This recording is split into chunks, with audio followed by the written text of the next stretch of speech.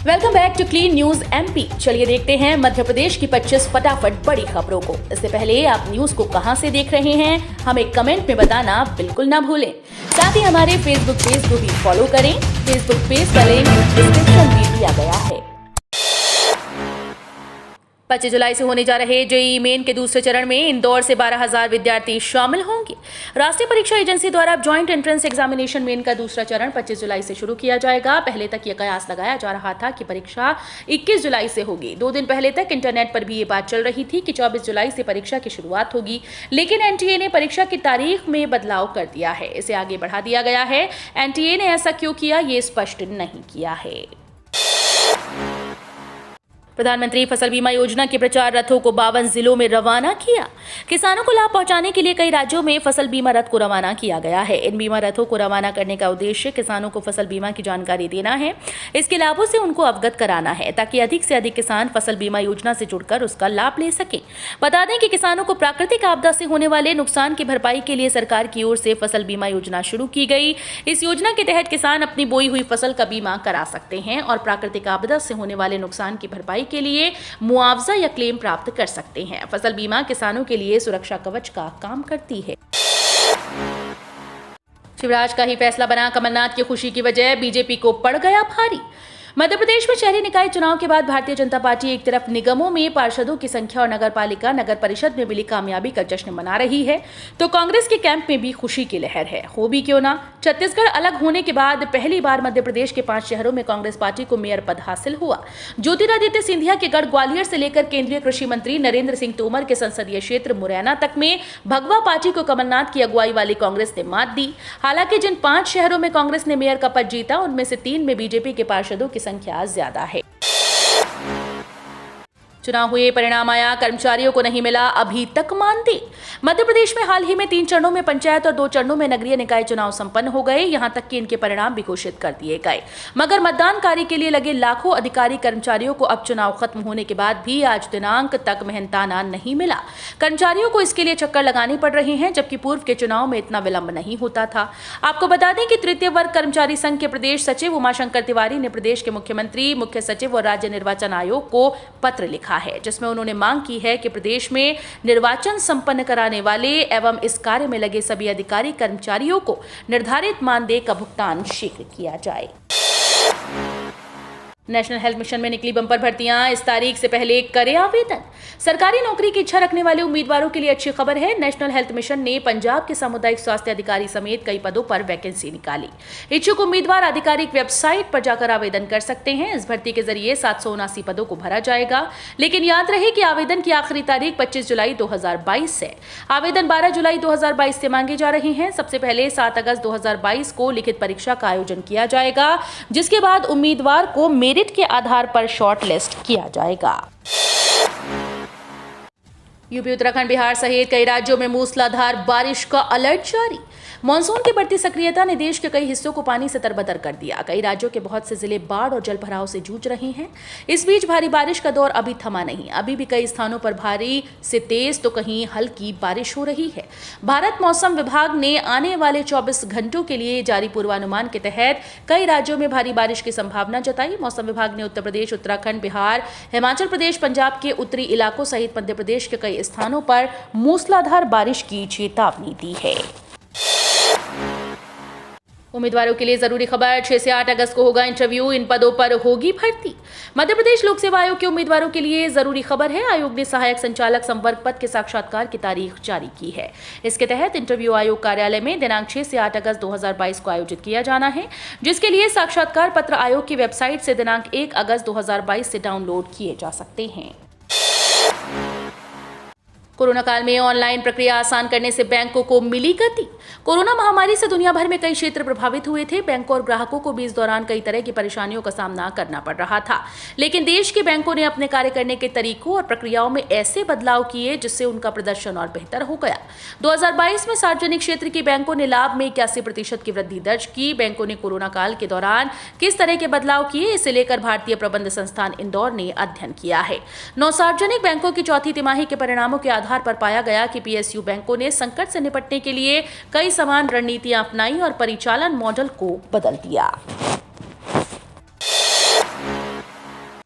Jabalpur Pune special अब 25 सितंबर तक चलेगी। जबलपुर से पुणे जाने वाले यात्रियों के लिए एकमात्र ट्रेन है जो जबलपुर से रवाना होती है। वहीं रीवा से जबलपुर होकर जाने वाली मुंबई भी स्पेशल ट्रेन में एकमात्र ट्रेन है। रेलवे के इस निर्णय के बाद यात्रियों को अब सितंबर तक आने जाने में परेशानी नहीं होगी। वे अब इन ट्रेन में सितंबर तक अपना आरक्षण करा सकते हैं। रेलवे ने जबलपुर के यात्रियों को बड़ी राहत दी है। जबलपुर से रवाना होने वाली 3 महत्वपूर्ण ट्रेन को चलाने की समय अवधि बढ़ी। इनमें जबलपुर पुणे, जबलपुर कोयम्बटूर और रीवा जबलपुर मुंबई हैं। इन स्पेशल ट्रेन को पहले जुलाई तक ही चलाने की अनुमति थी, लेकिन यात्रियों की बड़ी मांग और ट्रेन में भीड़ को देखते हुए ये ट्रेन अब 25 सितंबर तक चलेगी। पुलिस अधिकारी कर्मचारियों के लिए बड़ी खबर, पीएचक्यू ने जारी किए निर्देश, ऐसे मिलेगा लाभ। मध्य प्रदेश के पुलिस अधिकारियों और कर्मचारियों के लिए अच्छी खबर है। पुलिस अधिकारियों और कर्मचारियों को फॉरेंसिक और पुलिस साइंस की पढ़ाई करने का सुनहरा मौका है। अब पुलिसकर्मी उज्जैन के विक्रम विश्वविद्यालय में फॉरेंसिक और पुलिस साइंस के लिए प्रवेश ले सकेंगे। इस संबंध में मध्य प्रदेश पुलिस मुख्यालय द्वारा सभी पुलिस इकाइयों को पत्र भेजा जा चुका है। विक्रम विश्वविद्यालय में बीए पुलिस साइंस और बीएससी और एमएससी फॉरेंसिक साइंस पाठ्यक्रम के लिए प्रवेश जारी है। क्यूआर कोड से बिजली खपत का बिल ही नहीं, लोड की भी होगी जांच। पूर्व क्षेत्र विद्युत वितरण कंपनी ने बिजली उपभोक्ताओं के मीटर में क्यूआर कोड लगाना शुरू किया। इससे वास्तविक खपत का बिल जारी होने का दावा हो रहा है, क्योंकि बिना क्यूआर कोड को स्कैन किए मीटर रीडिंग नहीं होगी, यानी मीटर रीडिंग मनमानी रीडिंग पर घर बैठे नहीं दर्ज कर पाएंगे। इस प्रक्रिया से एक और फायदा बिजली कंपनी लेगी, वो उपभोक्ता के घर का भार नए सिरे से तय होगा। उपभोक्ताओं के परिसर में बिजली की खपत बढ़ी है, इसलिए कंपनी भार जांच कर उस हिसाब से बिलिंग जारी करने की तैयारी कर रही है। द्रौपदी मुर्मू बनी देश की 15वीं राष्ट्रपति, आदिवासी समाज में जश्न, पीएम मोदी ने दी बधाई। भारत का 15वां राष्ट्रपति कौन होगा, इसका अंतिम फैसला हो गया है। एनडीए की उम्मीदवार द्रौपदी मुर्मू ने विपक्ष के उम्मीदवार यशवंत सिन्हा को भारी अंतर से हराकर जीत हासिल की। देश के सर्वोच्च संवैधानिक पद पर पहुंचने वाली द्रौपदी मुर्मू देश की दूसरी महिला राष्ट्रपति हैं और आदिवासी समाज से आने वाली पहली महिला राष्ट्रपति। उनकी जीत के बाद पूरे देश का आदिवासी समाज जश्न मना रहा है। उधर भाजपा और उनके सहयोगी संगठन भी द्रौपदी मुर्मू की जीत की खुशी मना रहे हैं। प्रधानमंत्री नरेंद्र मोदी सहित देश के तमाम बड़े नेताओं ने महामहिम बनने पर द्रौपदी मुर्मू को बधाई दी। 73 लाख से अधिक पेंशन भोगियों को मिलेगी पेंशन। देश के 73 लाख से ज्यादा पेंशन भोगियों के लिए बड़ी खुशखबरी है। कर्मचारी भविष्य निधि संगठन के 73 लाख से अधिक पेंशन भोगियों को अब एक साथ पेंशन मिल सकेगी। इसके लिए सरकार केंद्रीय पेंशन वितरण प्रणाली स्थापित करने की तैयारी कर रही है। इस संबंध में ईपीएफओ की बैठक 29 और 30 जुलाई को होने जा रही है। जानकारी के मुताबिक इस बैठक में इस प्रस्ताव को हरी झंडी मिल सकती है। दरअसल इस समय देश में ईपीएफओ के 138 क्षेत्रीय कार्यालय अपने क्षेत्र के पेंशन भोगियों के खातों में पेंशन भेजते हैं, जिससे पेंशन भोगियों को उनके खाते में अलग अलग दिन और समय पर पेंशन की राशि मिल जाती है। जनधन खाता धारकों को मिलेगा फायदा। जनधन प्रधानमंत्री जनधन योजना काफी पॉपुलर होनी शुरू हो गई है। इसकी शुरुआत प्रधानमंत्री मोदी ने 2014 में करना शुरू कर दिया था।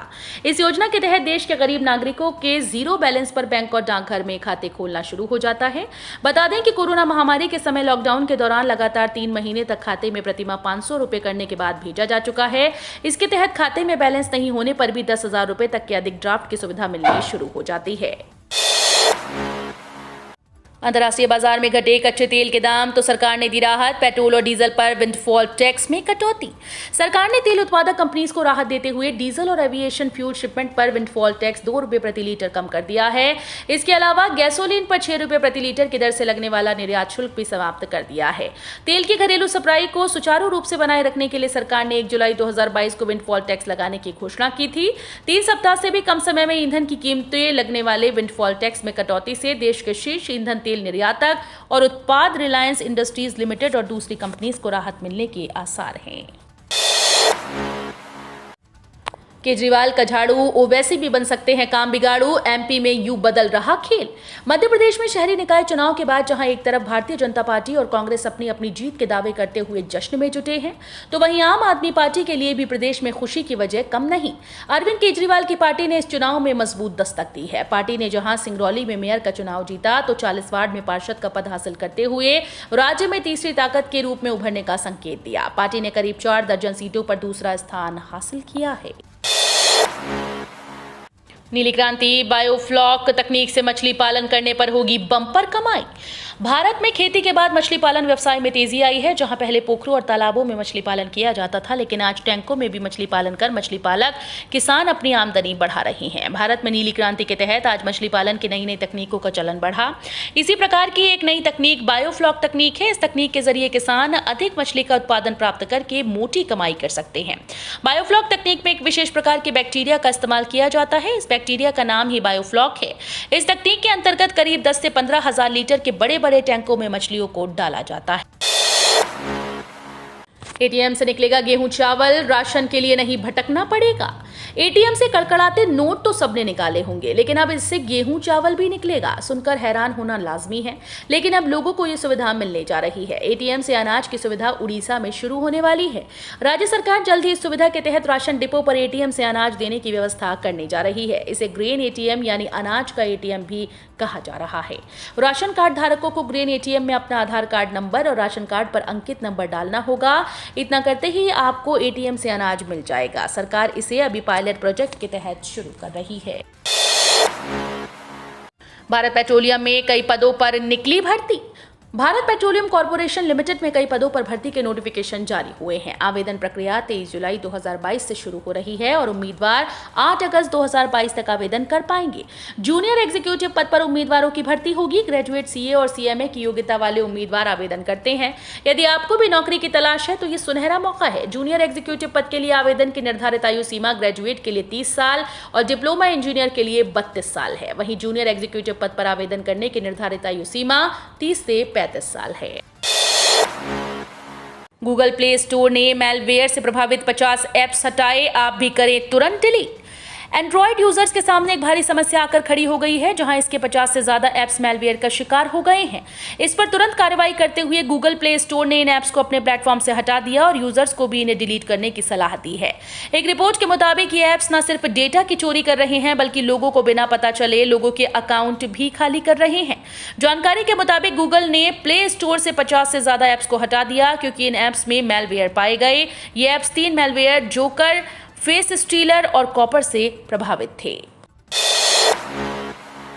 सेवानिवृत्त शिक्षकों को 300 दिनों के अर्जित अवकाश का भुगतान करें। मध्य प्रदेश हाईकोर्ट ने एक याचिका का इस निर्देश के साथ पटाक्षेप कर दिया कि सेवानिवृत्त शिक्षकों को 300 दिनों के अर्जित अवकाश का भुगतान किया जाए। न्यायमूर्ति नंदिता दुबे की एकल पीठ के समक्ष मामले की सुनवाई हुई। इस दौरान याचिकाकर्ता मंडला निवासी सेवानिवृत्त शिक्षक विष्णु प्रसाद झारिया, उमराव सिंह टेकाम, काशीराम उइके, नवल सिंह परस्ते, गणेश सिंह वाल्के, गोकुल प्रसाद पडवार व गुलाब सिंह मरावी की ओर से अधिवक्ता अनिरुद्ध पांडे ने पक्ष रखा। 5 नगर निगमों में मिली जीत से कांग्रेस उत्साहित। 2023 के लिए इस प्लान पर करेगी काम। मध्य प्रदेश नगरीय निकाय चुनाव के परिणाम कांग्रेस के लिए बूस्टर की तरह साबित हुए। कांग्रेस को ग्वालियर, जबलपुर सहित प्रदेश के 5 नगर निगम में जीत हासिल हुई। ये जीत इसलिए भी खास है क्योंकि पिछले निकाय चुनाव में पार्टी को एक भी नगर निगम में जीत नहीं मिली थी। ऐसे में इस बार की जीत से उत्साहित कांग्रेस ने 2023 में होने वाले विधानसभा चुनाव की तैयारियों को लेकर रणनीति बनानी शुरू कर दी है। सीएम शिवराज ने किया कोरोना रोधी सतर्कता डोज अभियान का शुभारंभ। कोविड वैक्सीन अमृत महोत्सव के तहत प्रदेश में 18 वर्ष से अधिक उम्र के लोगों को कोरोना रोधी टीके की सतर्कता डोज लगाने के राज्य स्तरीय अभियान गुरुवार से शुरू हुआ। मुख्यमंत्री शिवराज सिंह चौहान ने राजधानी में पुलिस अस्पताल पहुंचकर इस अभियान का शुभारंभ किया। इस अवसर पर प्रदेश के स्वास्थ्य मंत्री डॉक्टर प्रभुराम चौधरी के अलावा स्वास्थ्य विभाग के आला अधिकारी भी उनके साथ उपस्थित थे। सीएम राइज सहित अन्य स्कूल्स में अतिथि शिक्षकों की होगी भर्ती। स्कूल शिक्षा विभाग द्वारा प्रदेश के सीएम राइज सहित अन्य सरकारी स्कूल्स में शिक्षकों के रिक्त पदों पर अतिथि शिक्षकों की भर्ती की जाएगी। स्कूल्स में लगभग 70,000 पद रिक्त हैं और 18,000 पदों पर शिक्षक पात्रता परीक्षा 2018 से भर्ती की गई। ऐसे में अब भी करीब 52,000 पद खाली हैं। ऐसे में स्कूल्स में शिक्षण व्यवस्था प्रभावित हो रही है। इसे देखते हुए अतिथि शिक्षकों की भर्ती की जाएगी। पंजीयन और सत्यापन का कार्य पूरा हो चुका है। गुरुवार से पोर्टल पर खाली रिक्त पदों की सूची प्रदर्शित की है। हर घर जल योजना 2024 तक पूरा कराने में जुटी सरकार। शुरू होगा नया अभियान। केंद्र सरकार ने 2024 तक हर ग्रामीण घर में नल के जरिए पीने के पानी की आपूर्ति का महत्वाकांक्षी लक्ष्य रखा। अब 51% लक्ष्य ही पूरा हुआ है। अधूरे प्रोजेक्ट्स को मंजूरी, डीपीआर, टेंडर, ठेके जैसे कार्यों के लिए 30 सितंबर की समय सीमा तय की गई। इसके अलावा सरकार 25 जुलाई से 12 अगस्त तक हर घर जल उत्सव आयोजित करेगी, जिसमें 1.5 लाख गाँव को प्रमाणित किया जाएगा। तो ये थी आज की 25 फटाफट बड़ी खबरें। अगर आपको न्यूज पसंद आई हो तो वीडियो को लाइक और शेयर जरूर करें। धन्यवाद।